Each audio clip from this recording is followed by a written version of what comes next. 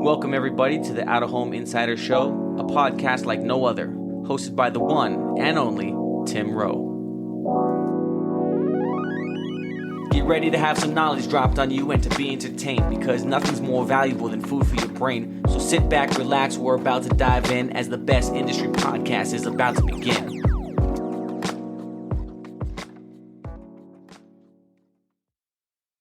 Welcome to Out of Home Insider, the loudest voice in out of home. It's funny, a lot of people stop and ask me, they say, Tim, what's that mean? What does it mean to be the loudest voice in out of home? A lot of folks assume it has something to do with being louder than other industry trade coverage.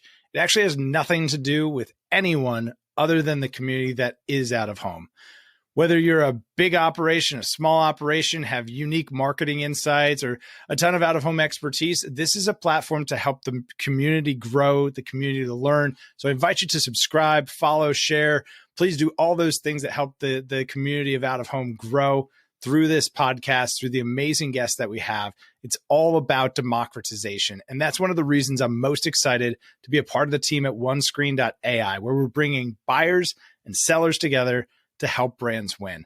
If you want to learn more about what we're doing at OneScreen, visit onescreen.ai. Without further ado, let's go. Welcome, everybody, to the Out of Home Insider Show, a podcast like no other, hosted by the one and only Tim Rowe. Get ready to have some knowledge dropped on you and to be entertained, because nothing's more valuable than food for your brain. So sit back, relax, we're about to dive in as the best industry podcast is about to begin. How did you get into all this? To COMMB specifically, or into like Out of home? Out of home, it's a weird story. So like, I graduated high school when I was 16. I went to college immediately for computer programming and systems analysis. But at the same time, I was a fashion model. So I was traveling like around the world, internationally, blah, blah, blah. And I got to see a really cool side of the advertising space, like how campaigns are created. And so that really intrigued me. And I decided to go back to school for a bachelor's degree in marketing, media, and communications. And so I did that when I was 18, and I graduated when I was almost 21. And then I was still modeling. And then I opened my own agency that was like artist representation. So I wrapped photographers and models and placed them overseas, and like stylists, really cool space. And then I ended up having brain surgery. Wow. So I closed my agency and decided I needed something a little more stable than like my own business. So I got my first like gig in the advertising space, on a contract gig with Post Media, which is a big sort of traditional media platform in the Canadian space. You know, it's print newspapers at the time. They had a little bit of a digital presence, but not much. And my role was like innovations and tech. So it was like, you know, bringing in augmented reality into like print production. So I kind of fell in love with like that whole disrupting the traditional space. And then I left that contract. I did PR for a famous fashion designer who dresses like Angelina Jolie and a bunch of stuff. And I hated that. So I was like, okay, I don't want to do this. And I found my way to Titan Outdoor, which at the time was global. They had a UK inventory. They had tons of US inventory and Canadian inventory. And I started there as their director of marketing and quickly took over their IT infrastructure because they didn't have anybody in Canada handling that. And then about 6 months into that role, Titan decided to sell the Canadian assets of the company, and they were acquired by a private equity firm, and the 10% portion of the Canadian general manager of Titan at the time. And so that formed a new startup in the out-of-home space, acquiring those assets. And I did all of the full like end-to-end brand development, literally designed the logo, created everything from scratch, and also at the same time built their IT infrastructure, broke them off of the parent company, did all of their data integrity migrations. We did a fully customized instance of Salesforce. So end to end, it ran everything from lead gen to sales cycle, profitability, production, installation, real estate management. So anything that like hit government relations or installation, construction management of new assets, right through to finance. It was like a huge product. Wow. And so that took about like 2.5 years to like really flush out and build. And then when we were done that, it was only me. And then I got to hire like one marketing person and one IT person to help during that transition. And then once we had completed that, I moved to more focusing on like how to integrate new technology. So this at the time was now like 8 years ago. And so we were the first in Canada to launch like a mobile and static out of home murals specifically, cross media integration. So we were like geofencing, static murals, and then we would retarget the mobile via mobile in-app and native. And then that company was acquired by Bell Media, which is big. And then I moved to a pure play digital out of home company, which was basically like just rinse and repeat. I did all of the same things over again. But here I actually got more into like the consumer analytics side. We built a first to market, we called it an audience intelligence platform, which basically was a direct competitor to COMMB because COMMB was like not doing anything relevant at the time. So we just said, screw it, we're just going to do our own thing. So we partnered with cellular carriers, this company called Celent. We ingested their data from Rogers direct. So we ingested CRM and tower data. And then we parsed that with mobile application data and road segmentation data. So everything was directional. We knew traffic flow information. And so we made a huge fuss in the marketplace when we publicly launched that. And I think it was like 10 months later, we were acquired by Outfront. And then I stayed at Outfront for a year and a bit, required amount of time, let's say, as an executive in their tech and marketing department. So I ran all things marketing. I had creative, full marketing team across Canada, sales, digital ad ops, and development that reported into me, creative as well. And I quit and went into executive consulting for blockchain and machine learning because I wanted to change things up entirely. And that was really cool. We built, I worked, the company that we formed was called Centris. So it was an executive consulting firm that basically we took we would partner with both like Fortune 500 companies. We did a ton of work with Deloitte and a few others, but our bread and butter from a financial standpoint, outside of Deloitte acquiring a bunch of our products, was the startup space. So we would partner with like a bunch of cool, new, hip blockchain and Web 3.0 AI machine learning companies that basically just didn't know how to make a business. They had a great idea. They were looking for funding. And we would take a small equity stake in their company. So less than 15% equity stake for a certain investment amount. And then we would insert ourselves in as the executive team for a period of time to build the company up until such time we felt it was appropriate for us to leave. And then we still maintain that ownership stake. Wow. It was a really cool business model because we got to we built in 6 months, we built for one company a fully decentralized cryptocurrency marketplace and tokenization exchange, a suite of crypto wallets. And it was just like, it was acquired by some global blockchain company I'd never heard of, but I was like, this is cool. And then during that time, I was also a consultant, an advisor, and a board member for this really cool out-of-home company, disruptive out-of-home company called Frontrunner Technologies. I'm still an advisor and a shareholder in. And they approached me when I was at Centris, more for like the data and analytics side of things. They didn't really understand how to apply data to their very fluid inventory. And so their business model was a bridge of prop tech versus ad tech. So they partnered with major commercial brokerage firms across North America. So JLL, Cushman & Wakefield, CBRE, like all of the big ones. And they would gain access to the vacant street level storefronts. So unoccupied spaces. And we created a proprietary tech to deploy and turn the glass window fronts into real-time content and advertising. So now imagine during a pandemic, they're doing quite well because there's a ton of vacant inventory everywhere. Sure. Yeah, literally everywhere. So smart.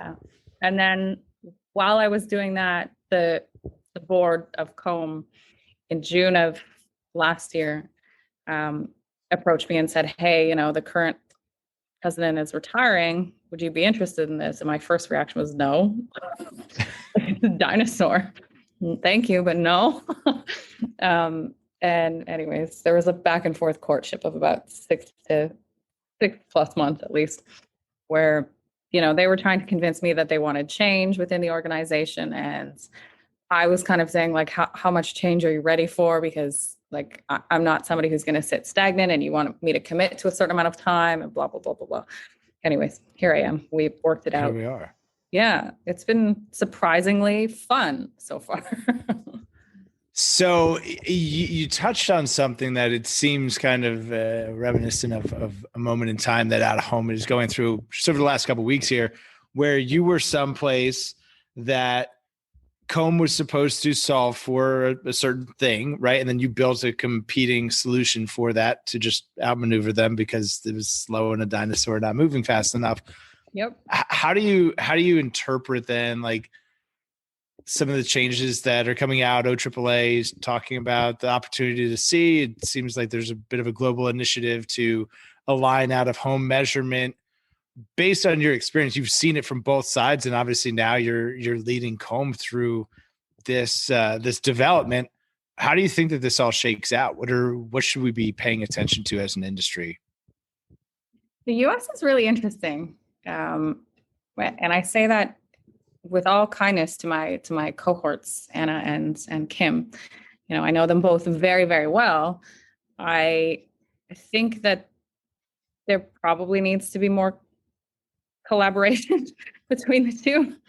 It seems to be very competitive.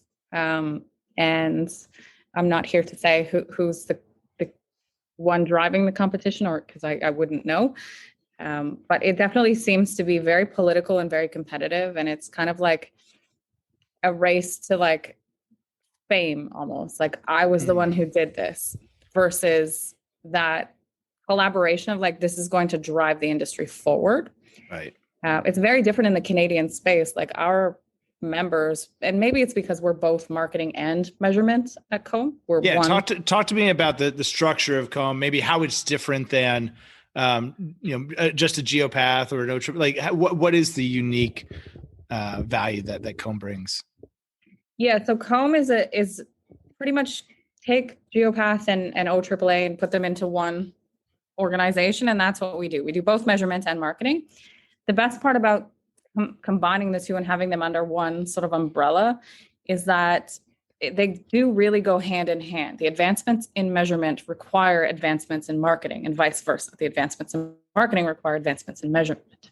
So if you're standalone organizations and you have no control over one or the other, it's very difficult to, as an industry, push that forward and drive that holistic voice. Like here in Canada, we've got the ability to contact Forbes and curate articles with Forbes to talk about all of the measurement initiatives that we're doing. That helps on our marketing side. Whereas it's a bit of a different beast. The measurement organization isn't really meant to be doing marketing. So they're just meant to like push out the measurement and communicate that and educate that. But on the flip side, the OAAA also has to market and educate in the same capacity or in a different capacity to try to drive revenues and increase the piece of the pie, basically. So it's really two separate bodies, whereas here it's much easier to have that holistic collaboration because we are one in the same doing both.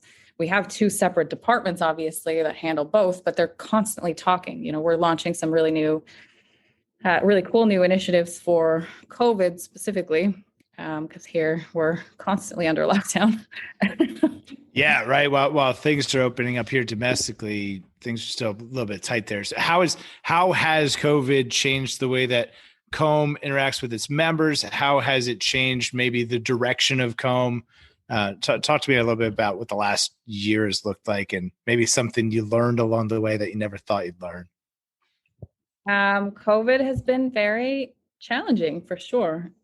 One of the things that, coming in, at the end of 2020, like I joined in November, I couldn't really do much until January.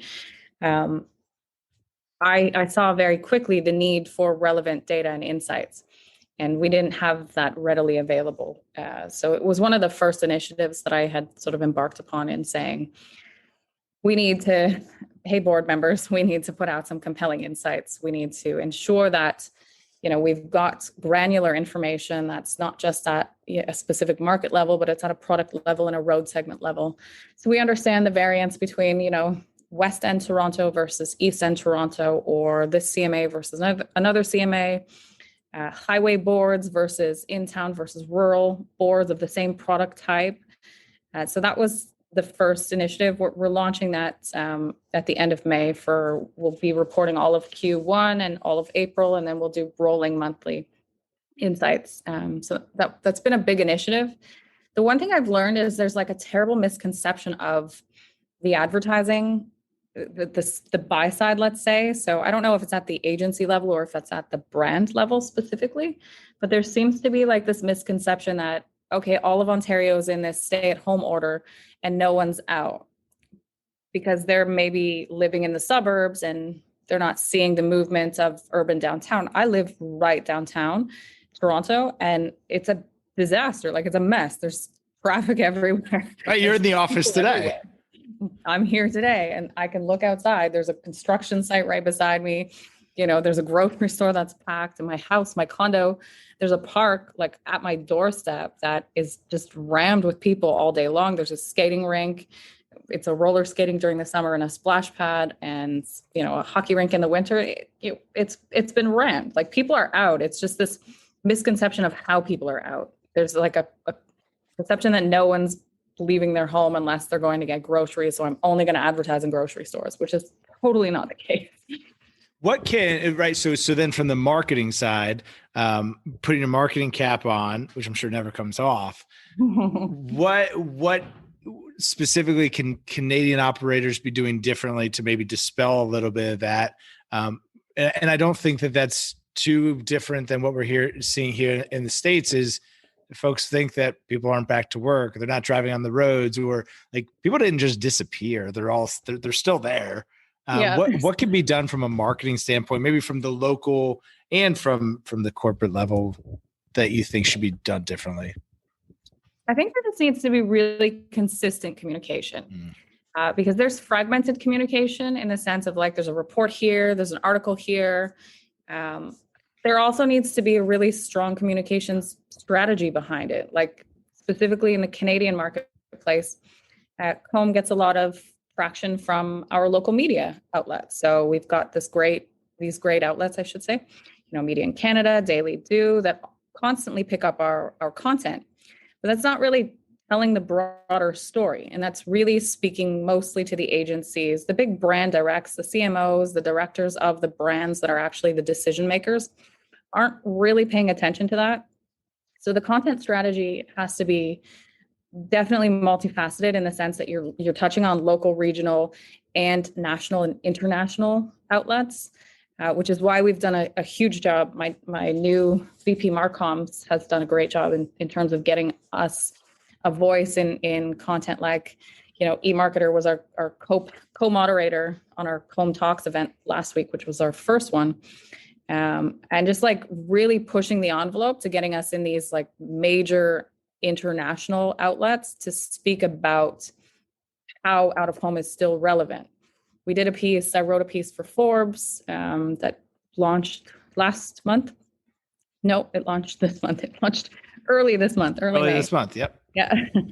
And it was talking about, the relevance of static in the digital era, which I think is something that we all need to be aware of. It's not just about digital out of home and programmatic digital out of home, which I'm a huge advocate for, but static plays a large part in that sort of intrinsic ecosystem of out of home.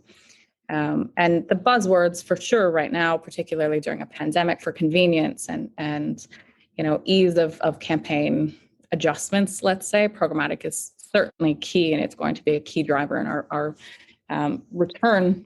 But I think we can't lose sight of static. And I think we'll see a resurgence of large format static, in my opinion, like the big, impactful, classic out of home in the coming years. Right. Because it's the static that makes the digital worth looking at. Like if everything is just a screen that's turning, that's very like Blade Runner. That's very Right. futuristic. And then everything just becomes noise. And there's nothing more beautiful than great static execution. There's just so much you can do with the context of that. Absolutely. Right. And that's exciting. And especially now, I think, as we come into a period where we're seeing a lot of brands get involved with out of home that haven't traditionally used out of home. And for creative marketers, it's the ultimate canvas, right? Like if you had fun doing display ads, wait till you get your hands on a billboard, right? Like there's so much more you can do. Do you think that the industry does enough to talk to creatives and really demonstrate the value of the format? No. I mean, the focus of media owners, not to a fault, is obviously on sales. Like it's revenue generation and ensuring, the viability of their successful business.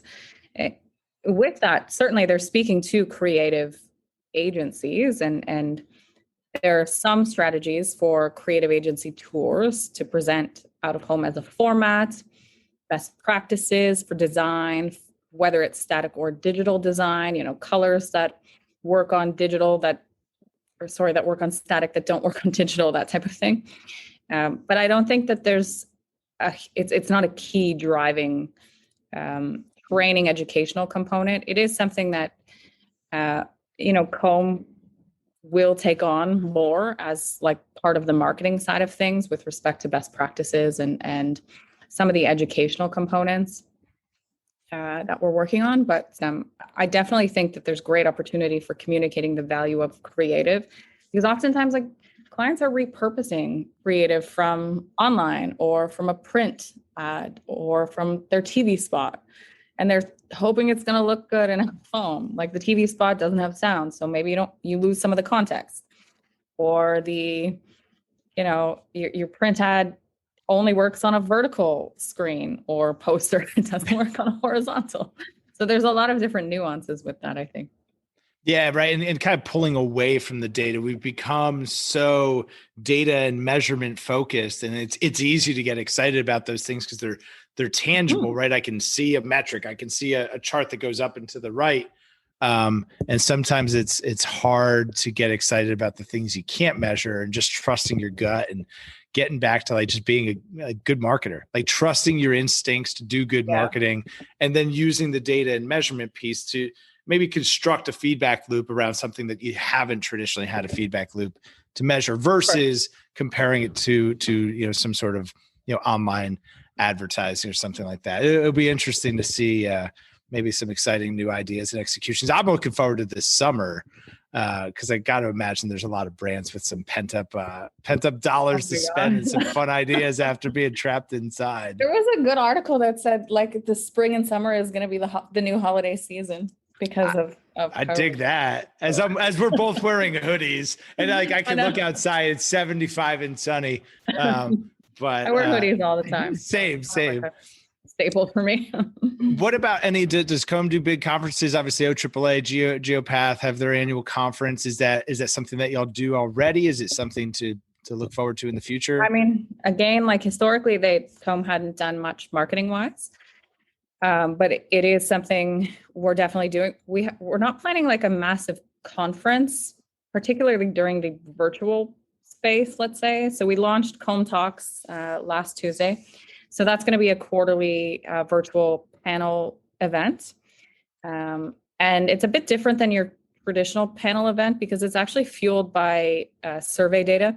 So we push out survey data prior to these events on the specific topic that we're looking to speak about.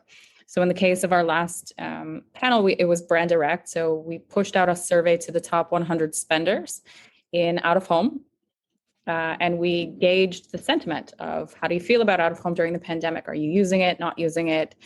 What would you change from the sales side in order to encourage you to leverage out of home more during these times? Like, how do you feel about the flexibility? We asked literally everything our sales side wanted to ask a brand direct, but couldn't because they're dealing with an agency, let's say. So we push that out as a neutral body in a survey, and then we tailor our panel conversations surrounding those insights. And then our follow-up Q&A for our newsletter at the end of May will touch on some of the questions we didn't speak about.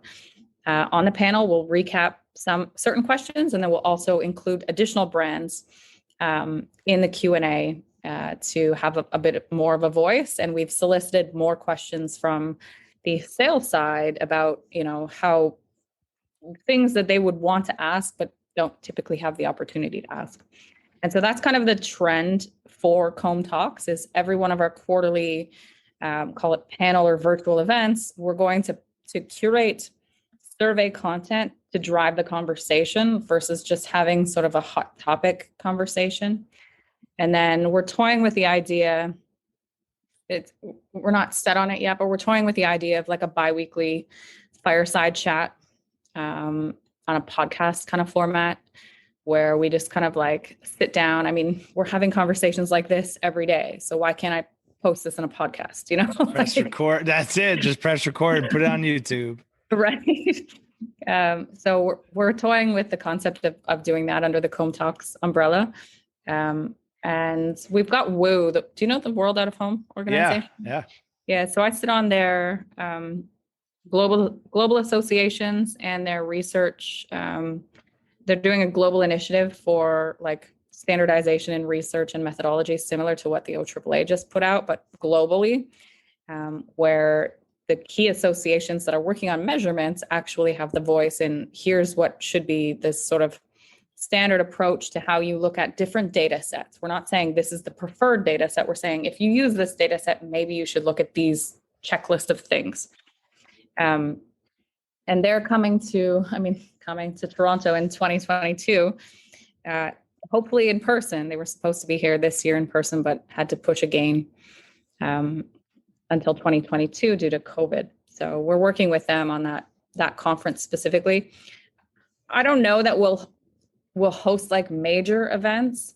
I find sometimes like when you do too many events, you get lost in the crowd.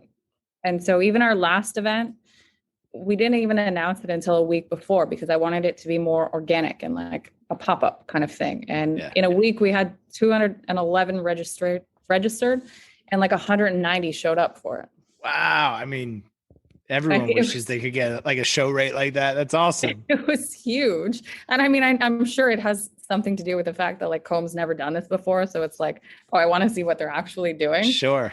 But it was one of those things where I'm like, oh, okay, maybe this like over marketing an event like is too much and we should just roll with this pop-up kind of theory, but we'll see how it progresses. We definitely have like aggressive marketing plans.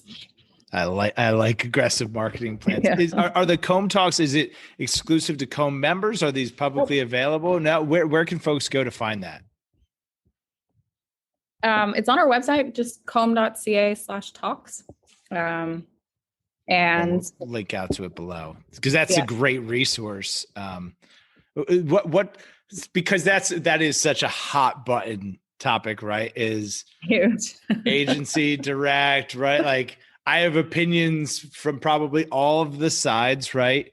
What was the surprising takeaway from that you saw?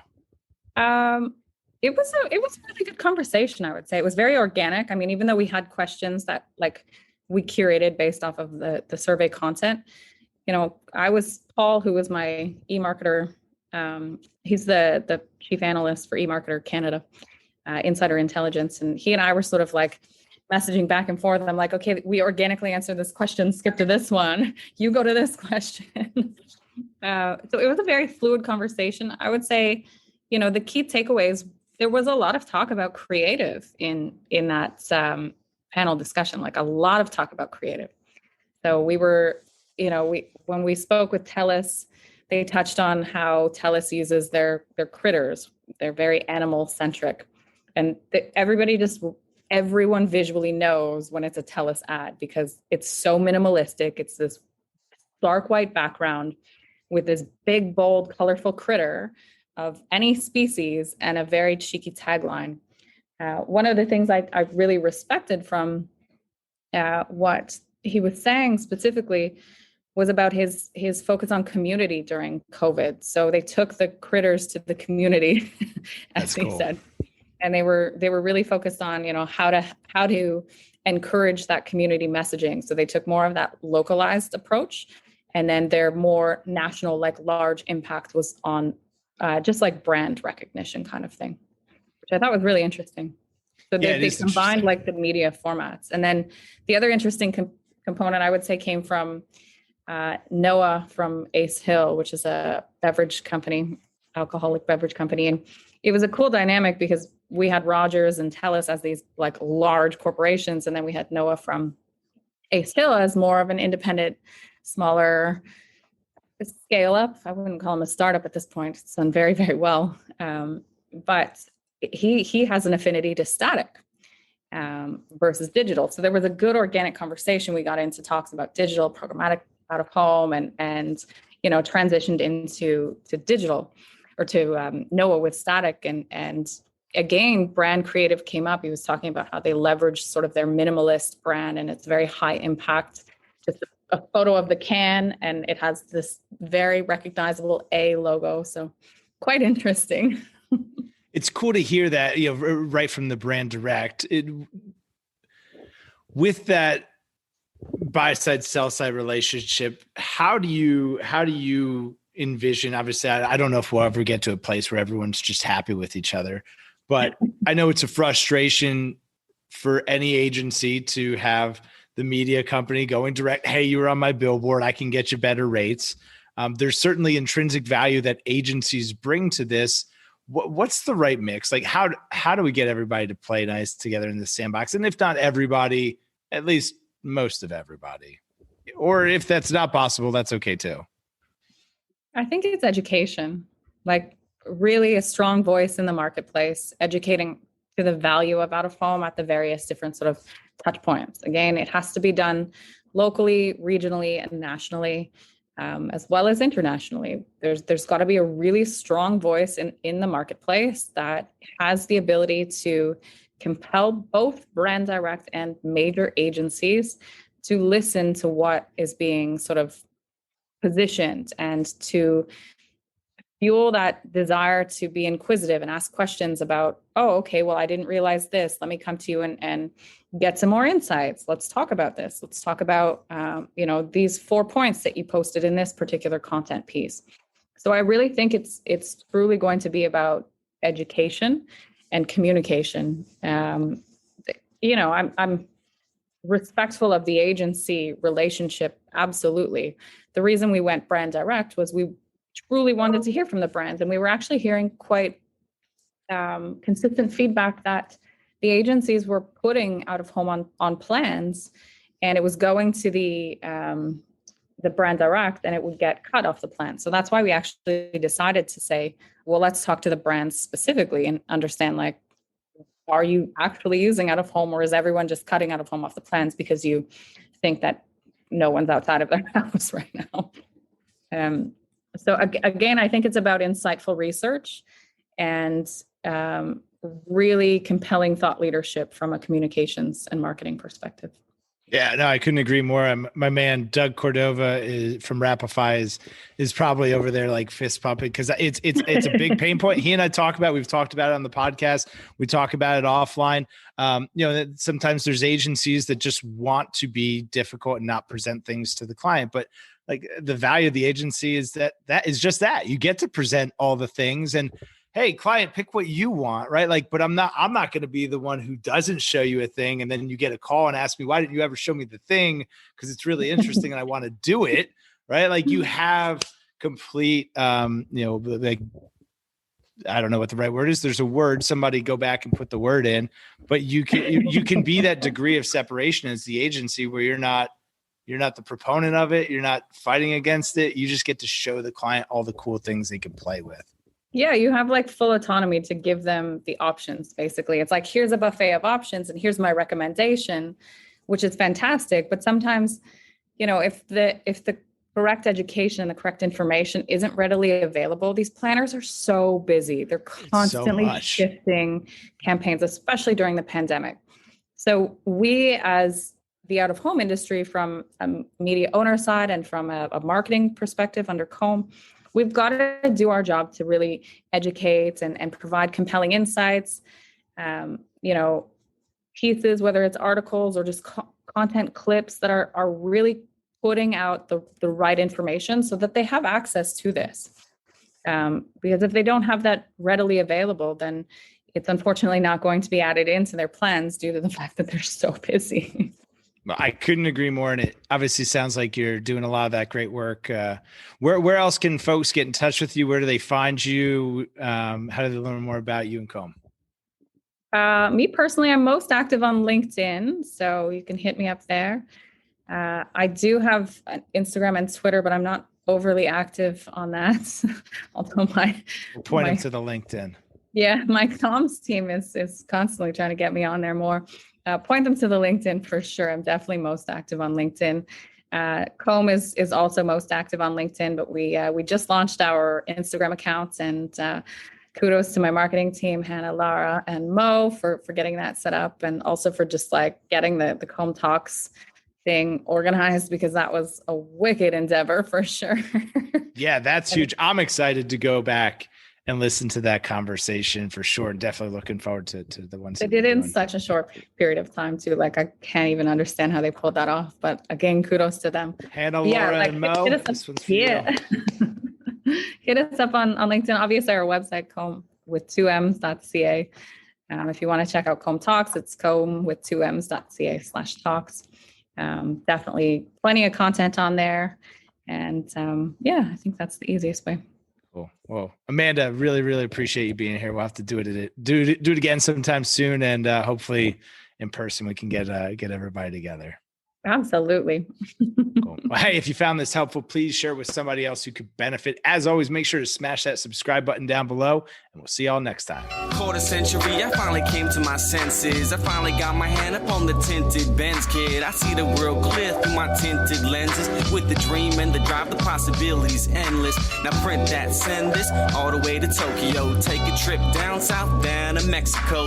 Next stop, Shanghai, the world-class trade show. First class all the way, cause that's how we roll. Yeah, call us the rock star businessman. Rockin' shows we handle business, man. We got our own future in the palm of our hands, cause divided we